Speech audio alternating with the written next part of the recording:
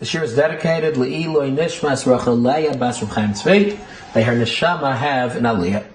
We continue in Siman Yirchas. We had just begun the halachos of Shemoneh Esrai, page 114 in your Mitzuda Kitzur Shulchan Aruch, chapter 18. We're in the middle of the first paragraph, Seif Aleph. We learned that the ideal time to daven Shemoneh Esrai is exactly at sunrise. If you're not going to do it exactly at sunrise, so then one davens the Shachar Shemoneh Esrai sometime after sunrise. If necessary, one could daven any time after daybreak, which is as much as 72 minutes prior to sunrise. This, as we said, is often done in many of our shuls, certainly during the winter months. How late does the Zman extend?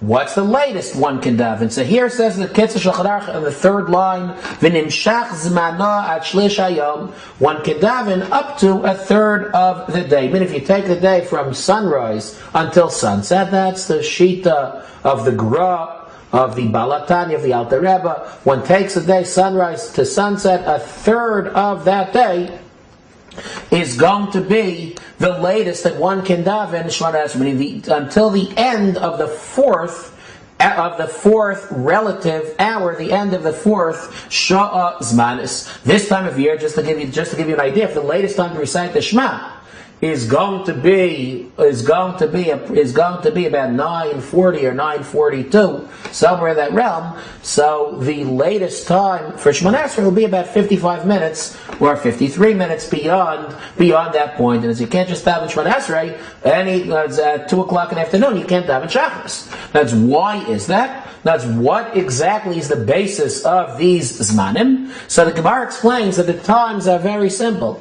Although, as we said, Karbanos, the sacrificial service in the Beis HaMikdash, and our prayer are not mutually exclusive, because we don't pray instead of the Karbanos, but even at the time of the Beis HaMikdash, we had tefillah, we did daven to some extent.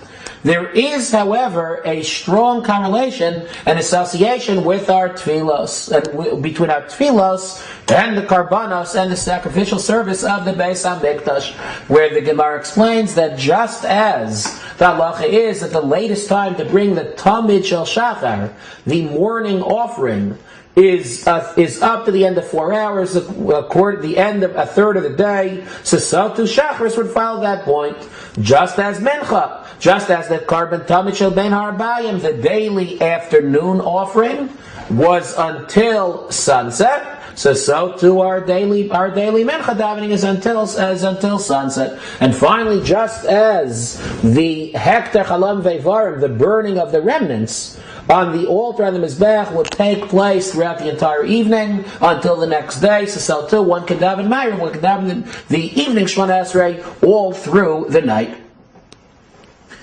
Practically, certainly on Shabbos, sometimes it can get a little bit close. Or if a woman is davening at home without a minyan, so let's say the Self Zman Tefillah, the latest time to daven the Shemoneh Esrai, is at 10:30, which is somewhere around this time of year, somewhere around where it is. So what does that mean? Does that mean that one has to begin by 10:30, or one has to be done by 10:30? So that depends who you ask. There are some authorities, not least of which the Pri Megadim and some of the other Gedolei Achronim, who are of the opinion that it's okay to continue after the Zman, as long as you began the Shemoneh Esrai, you began before the latest time. Because even though you extend 6-7 minutes afterwards, as long as you begin before, this would be okay. They, in fact, bring a proof to this, a funny proof. There is a well-known passage, the Gemara in the first pack of Brachos describes Bil'am HaRasha, the one who tried to curse us of biblical faith. So he tried to figure out the precise moment of Za'am, of God's wrath. The Gemara tells us a point, a fraction of a millisecond. Ask Tosfos, well, wait a second, how great a curse could one get off in a fraction of a millisecond? To figure out, to calculate the precise moment of God's wrath and to curse the Jewish people at that precise moment. What curse could you get off in a moment? So Tosfos explains, no, you could say Kaleim, they should dissipate, they should be decimated. Say the Achronim, but still the question begs, okay, you began the word Kaleim at the fraction of a millisecond, the moment of Zam, but the curse, even the same word, clearly extended beyond that millisecond, that fraction of a millisecond.